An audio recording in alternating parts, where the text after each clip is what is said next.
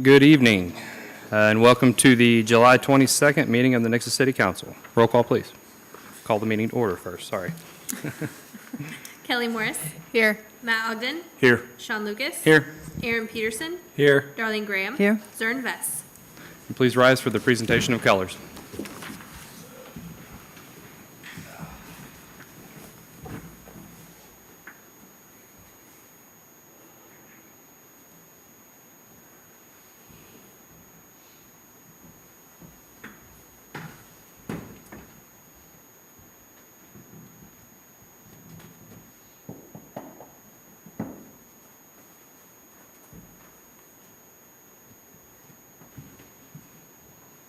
I pledge allegiance to the flag of the United States of America and to the republic for which it stands, one nation, under God, indivisible, with liberty and justice for all.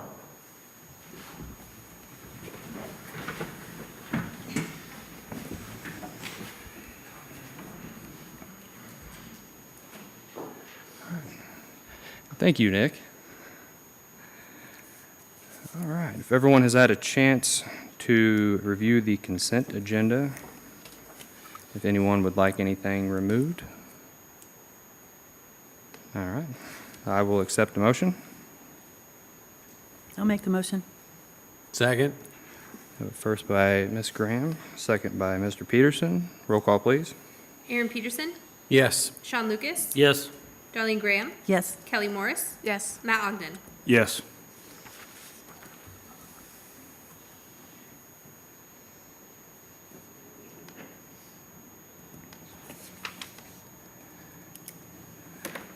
Okay, first of all, I want to thank everyone who made it to the Purple Heart ceremony. It's something that I've been doing for a couple of years. I always enjoy talking to the people that attend. We did change something last year. Instead of doing a Purple Heart Day or week, we changed it to a Purple Heart Month. So we can kind of raise awareness all month as opposed to just a day or a week. So we'll start with our Purple Heart Proclamation. Whereas the City of Nixa proudly supports its military and veteran citizens, and whereas the contributions and sacrifices of the men and women from Nixa who served in harm's way in the armed forces have been vital in maintaining the freedom and way of life enjoyed by our citizens, and whereas the Purple Heart is the oldest military decoration in use today, it evolved from the badge of military merit created by General George Washington in 1782. And whereas the Purple Heart is awarded to members of the United States Armed Forces that have been wounded or killed in combat with a declared enemy of the United States of America. And whereas the City of Nixa appreciates the sacrifices our Purple Heart recipients have made in defending our freedoms, and believe it is important that we acknowledge them for their courage and show them the support that they have earned. And whereas as we celebrate our freedom, we should be mindful that this is a gift given to each of us by the men and women who bravely served and continue to serve our country and the ultimate sacrifices they have made on our behalf. And whereas the City of Nixa encourages all residents to recognize and commend all active military men and women, veterans, and fallen military heroes, especially those who have gallantly earned a Purple Heart in the name of freedom. Now therefore I, Jared Giddens, Mayor of the City of Nixa, do hereby proclaim the month of August 2024 as Purple Heart Month.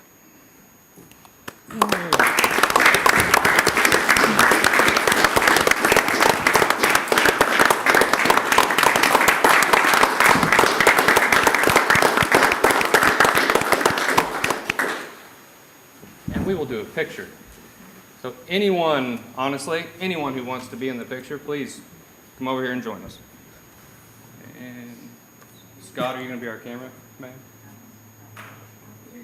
I guess so.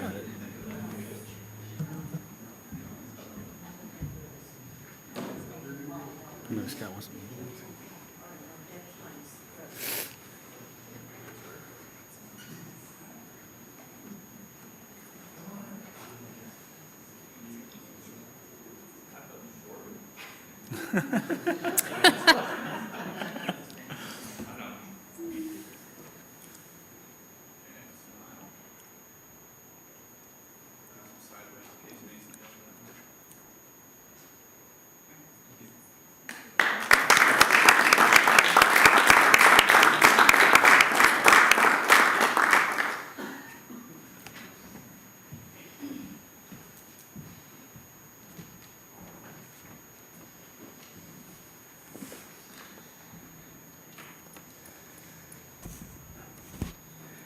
And I do want to add something else. It's actually not on the agenda, but that is definitely one of the bonuses of being the mayor. Sometimes I can just do things on a whim, and it makes my clerk's head explode.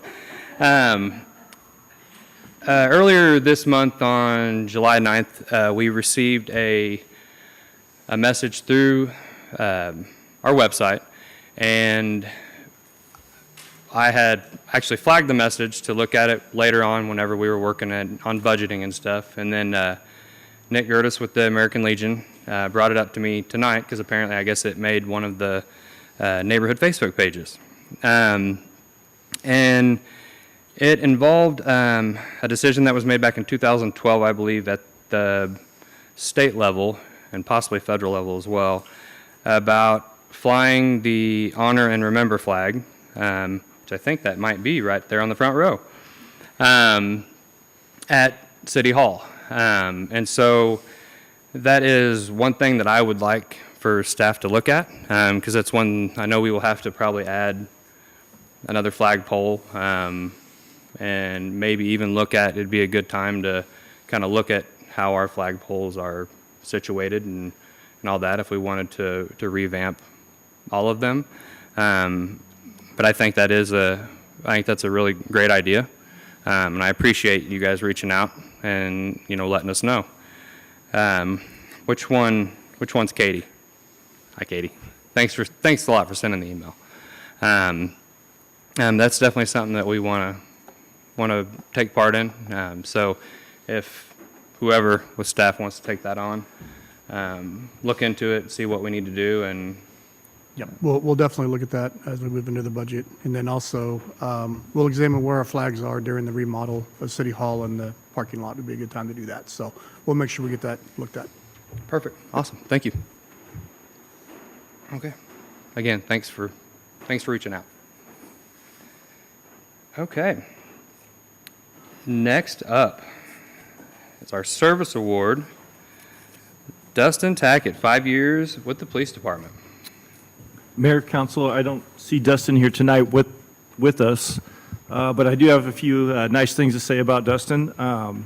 For those of you who don't know, this is his second time around with us. So he came to us early in his career whenever he was a fairly inexperienced officer, worked for us for a short period of time, went back to the southeast part of the state, and then ultimately moved back to this area and came back to work for us.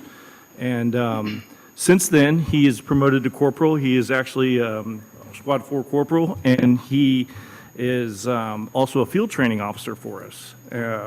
Most recently, he's attended a leadership course through the FBI LEDA series, and he's on his second of the trilogy, so we look forward to him completing that, and we look forward to him giving us many, many more years of valuable service and leadership in his position. So 5 years with us, the second time around.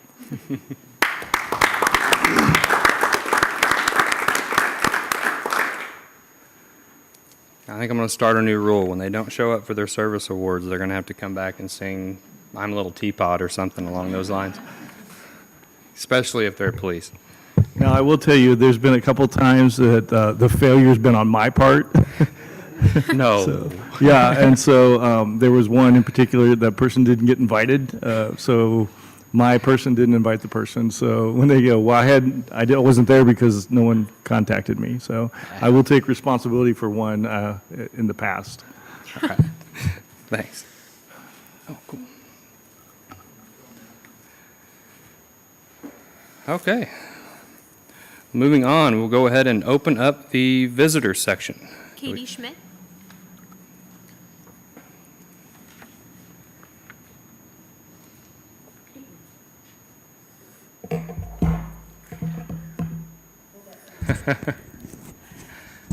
I don't like these things. Oh. Good evening. My name is Katie Schmidt. I live at 731 North Galileo Drive. I'm going to cry. You got me crying earlier. I want to let you know that I do not stand here alone this evening. My son, Private First Class Andrew Ekstrom, is standing with me. Andrew served with the 1st Battalion, 82nd Field Artillery, 1st Cavalry Team, 1st Cavalry Division out of Fort Hood, Texas. Andrew paid the ultimate price on July 4th, 2007. I'm glad you addressed the Honor and Remember. I want to tell you a little more about it. The Honor and Remember flag was designed by a gentleman named George Lutz, who lost his son in Fallujah, Fallujah, Iraq, in 2005. George found that many of us Gold Star families were concerned that our loved ones had died in vain and would soon be forgotten. And hence he conceived the idea to develop the Honor and Remember flag. Every piece of the Honor and Remember flag holds a specific meaning. The red field represents the blood spilled by our brave men and women in America's military throughout our history, who willingly gave their lives so that we all could remain free. The blue star represents active service in our military conflict. This symbol originated with World War I, but on this flag, it signifies every service member from the Revolutionary War to present. The white border beneath and surrounding the gold star recognizes the purity of sacrifice. There is no greater price than an American can lay down his life in service to our country. The gold star signifies the ultimate sacrifice of a warrior in active service who will not return home. Gold reflects the value of the life that was given.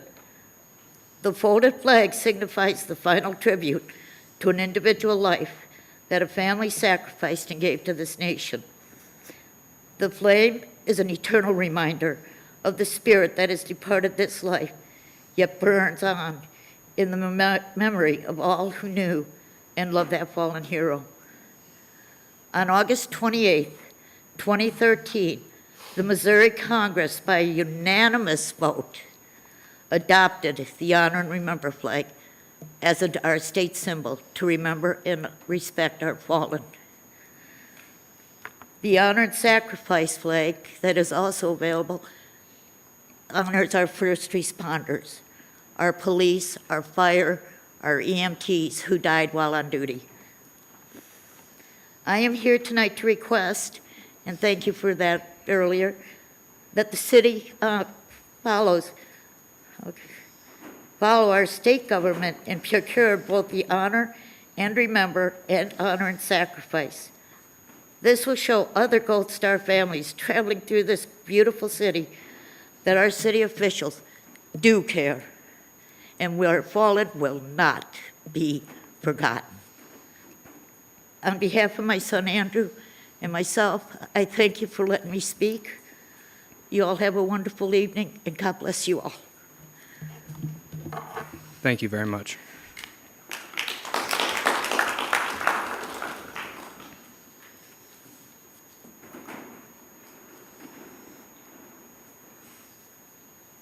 Ron Sanders.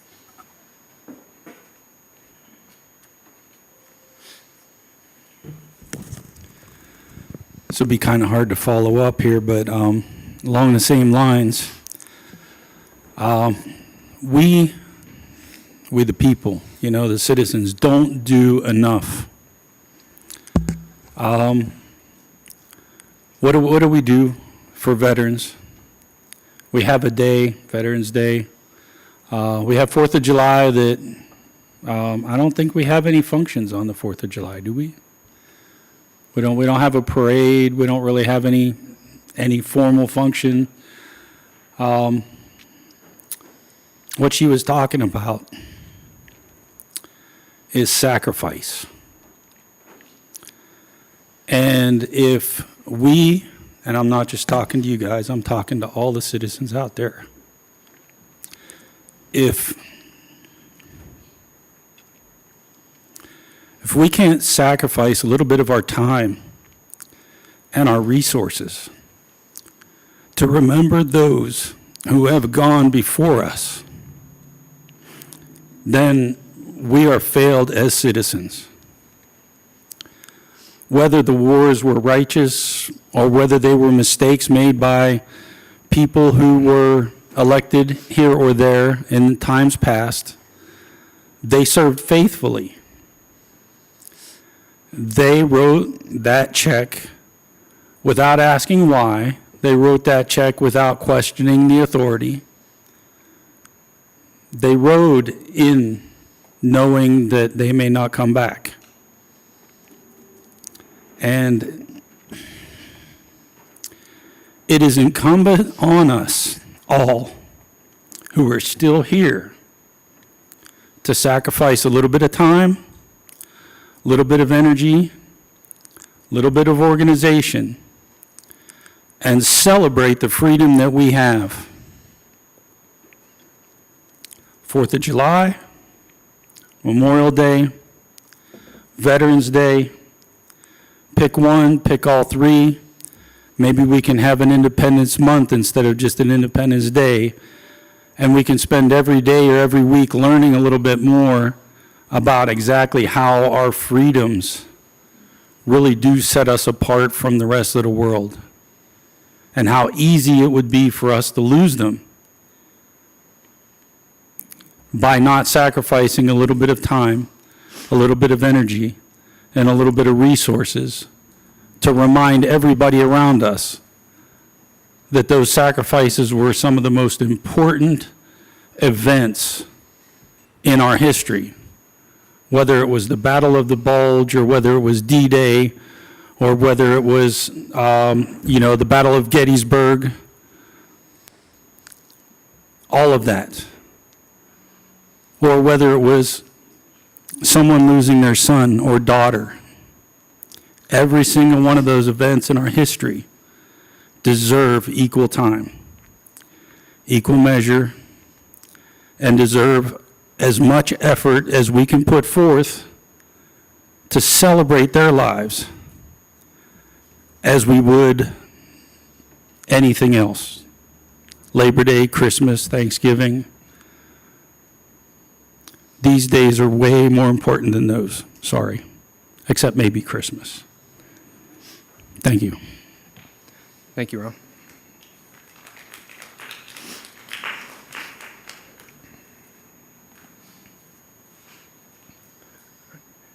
If there was anyone else that would like to speak, except for you, not you.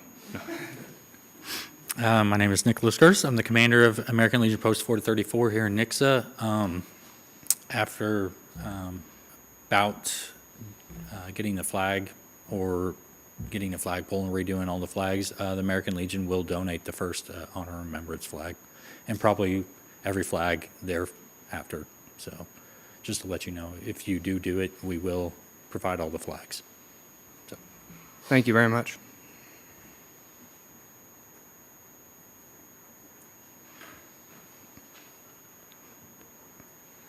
All right. If there is anyone else that would like to speak during the visitor section. All right.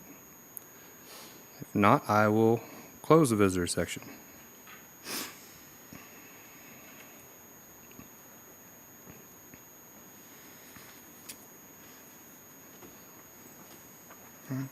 And again, thank you all for being here.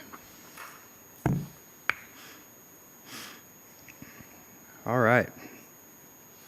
Moving on to first reading, Council Bill 2024-21. First reading, Council Bill number 2024-21, an ordinance of the Council of the City of Nixa amending the 2024 annual budget in the amount of $100,000 and authorizing the city administrator to apply for and accept certain grant funding in the amount of $50,000 for the purpose of funding the removal of trees affected by the emerald ash borer. Presenting is Assistant City Administrator and Public Works Director Doug Colvin. Good evening, Mayor and Council. Nixa Utilities Electric Department, we seek to apply for matching grant funding to support the removal of ash trees that have been damaged because of the emerald ash borer infestation, and that pose a threat to our distribution infrastructure. Our goal is to mitigate the impact of this pest and ensure that we have continued reliability of our system, our power grid. The proposed council bill is for action by council in supporting the application and acceptance of a matching grant from the American Public Power Association, their demonstration of energy and efficiency, or DEED program, which is the research and development arm of APPA. The EAB, which is the emerald ash borer, poses a severe threat to ash trees, and it has affected a lot of ash trees here in town. It's surprising how many that are actually out there. Due to its destructive feeding habits, leading to significant damage to the trees. Fallen trees and large limbs during storms due to this damage cause power outages, disruptions in service. We believe preventing such incidents through proactive tree removal will reduce some of these outages and improve our overall service reliability. If successful in receiving the grant, the results of the program will be shared with the rest of the APPA community to assist them in solving similar problems at their utility. Again, this is through their research and development program, so that's part of why they put out these grant monies. The total estimated cost for the project, as Becca said, includes the tree removal, stump grinding, replacement of dead trees. What we're applying for would be a total project of $100,000. For the grant application, staff will ask for $50,000 in matching funds, with the utilities portion coming from both program expense and some in-kind labor. Now, we're limited to only 10% of the total amount of the grant for in-kind type works, but that will help and reduce our $50,000 contribution. It is a reimbursement grant, however, so if we were to spend the whole $100,000, we would need to have, that's where the budget amendment comes in, that we would need the authorization to actually spend those funds. Provided we're successful in obtaining the grant, we anticipate receiving the reimbursement, which will be returned to the department reserves. Provided we're not successful and no award is received, we don't plan to expend any of the amended allocation, and we'll continue to address trees as we have within the current budget that we're in. Angela Brook, Chris Hewitt, and Tim Hammer. I don't think Tim's here. Nope. They're the ones that have come up with this and have put all the program together. They worked to gather information on the trees, how all this could come together and do the grant application and the administration of the grant. Not only would this program help the reliability of our system, but it's also one more step towards our collective goal to raise our RP3 award status on the next round. We're currently at platinum. We have been a couple of times. A few more steps, something like this research and development program could get us into the diamond level, which is their highest level for now. It's my plan to bring this back to you at your August 13th meeting with a recommendation for its passage. Until then, I'm available to answer any questions you might have. Is there a certain way that you have to dispose of the trees to make sure that That's a affect good anything else? question. You know? Mr. Hammer tells us if we grind them up, That will be good. we'll be good. Okay, so hopefully we don't, yeah, I would think the only other thing you could possibly do would be to burn them. Burn 'em. We don't typically have a burn permit, but, you know, if it came to that, we could, so. You know, there's a number of these trees that are, you know, they're not necessarily in right-of-way. So that's part of this is where, you know, we would work with a property owner for a tree it's really not in our easement, so we typically wouldn't trim it. But if it's tall enough that it could fall into our line, and we could work with them to take it out, give them a replacement tree, a proper type of tree, and plant it in the right place. So that's the way this program is designed to work. So it would work for both. So it's a little out of the ordinary that we would do something on private property and not within an easement. But in the case of this, you know, you can see where the extension of that tree falling or some large limbs through a storm could take it down. So. Yep. I think they cleared out somewhere between 5 and 10 acres over kind of just south of CC, west of Oldcastle. I think it's just north of the villas at Wicklow. Yeah, They had a bunch just of west them. of Monet. Yeah, and they actually called me in advance to give me a heads up just in case people started getting mad that a bunch of trees were getting torn down, which was nice because I did get a couple phone calls, but I didn't realize the severity of this until that, so. Yeah. We did try a program a few years ago where we tried to treat a few of them. And mainly that was for the few that we have on city property. I think maybe it's prolonged it a little bit, but I don't know where we're at. I haven't looked at them lately, but I know Matt's got several in the parks areas. It's never the trees we want to take out, though, is it? All right. Any other questions? Is this our crews that'll be removing the trees, or is it the? Well, no, we'll use the contractor some. Okay. Yeah.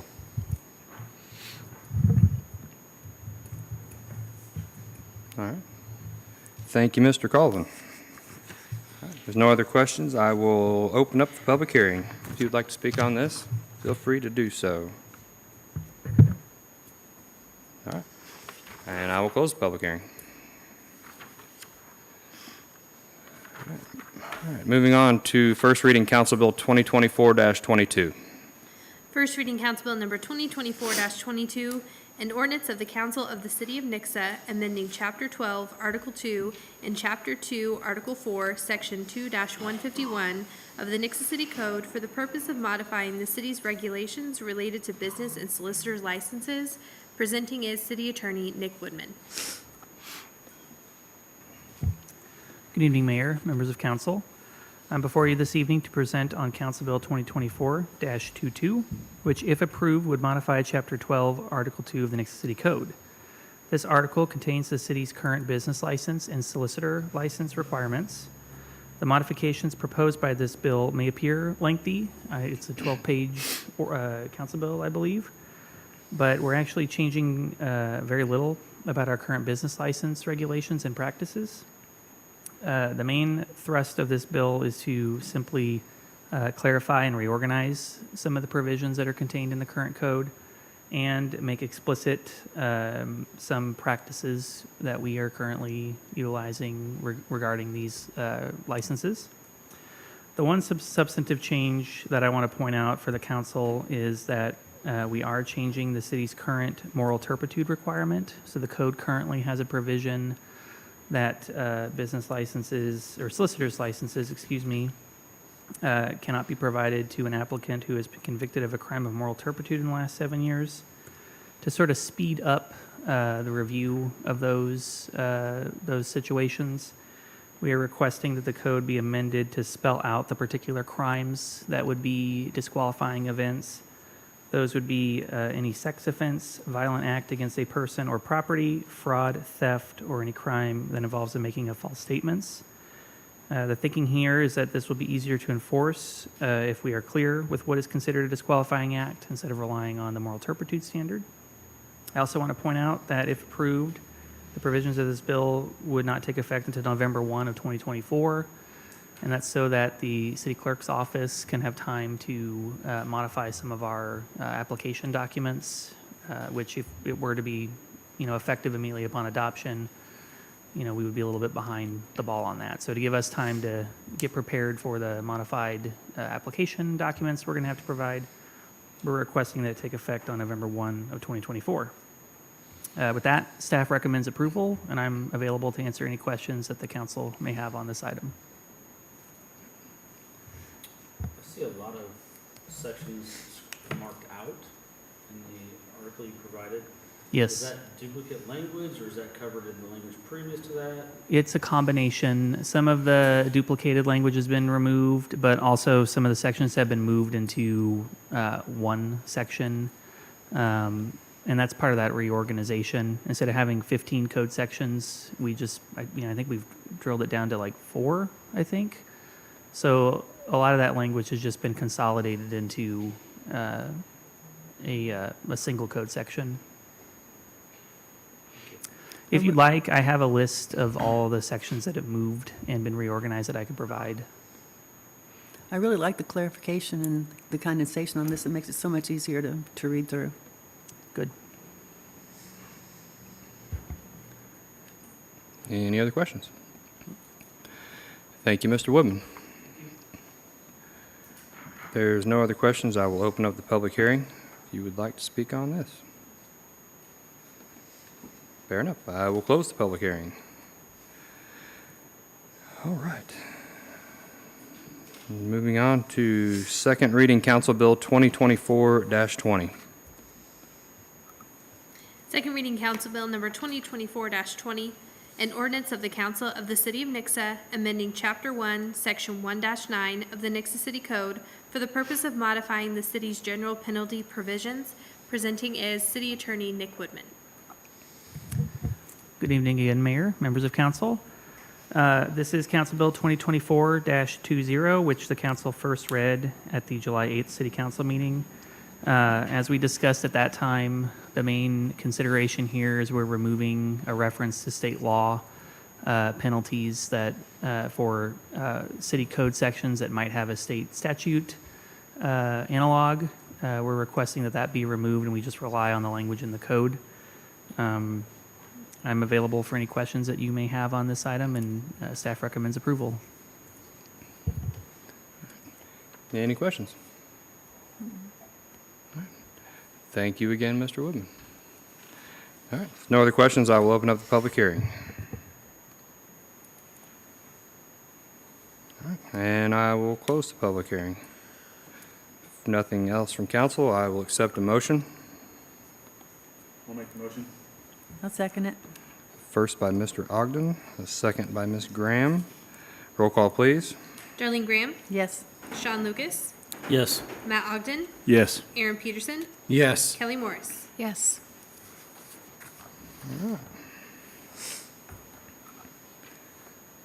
It's not very often we have that small amount of stuff on an agenda. All right. Well, anything else from council? I just had a couple of things to update on parks. I got to meet with Matt, and we kind of discussed a few things. As you know, or may not know, the pool is open. And it has been doing very well. The June numbers are roughly 11,200 verified visitors. That doesn't include if parents came to watch a swim meet or came for swim lessons along with their children. So it's been going really well, and that is just 3 weeks worth because it didn't actually open until June 8th. The splash pad is still on track. We should be seeing ground broken later this month, and then probably completion around the end of the year.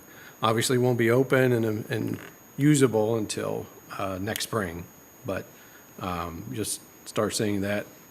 Did you get us some like Action on gold that. shovels to break the ground with? We've got, Ain't cool? the chamber has some. A whole bunch of them. We can have Katie come break the ground for us. We also have the disc golf course has been renovated, should be open the end of this month or beginning of next month. Everything should be in place for that, for the new design. Just another tidbit of numbers that we had for the playground, the playground that we installed last year. So far this year, there have been 900 recorded hours of play. And that's just the information that we get from the Arch because, that's the only information that's really gathered. So if you break it down, it's about 4.5 hours of play per day since the beginning of the year. So it's been doing really well also. We still are exploring 24-hour fitness accessibility. More to come on that later. So just a couple of things to note. Thank you, Mr. Peterson.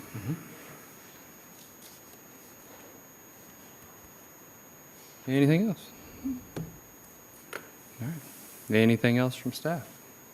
Just a reminder, this will be our last Monday night city council meeting. Starting in August, we'll be moving to the second and fourth Tuesday at 6 p.m. instead of 7 p.m. So that's all I got.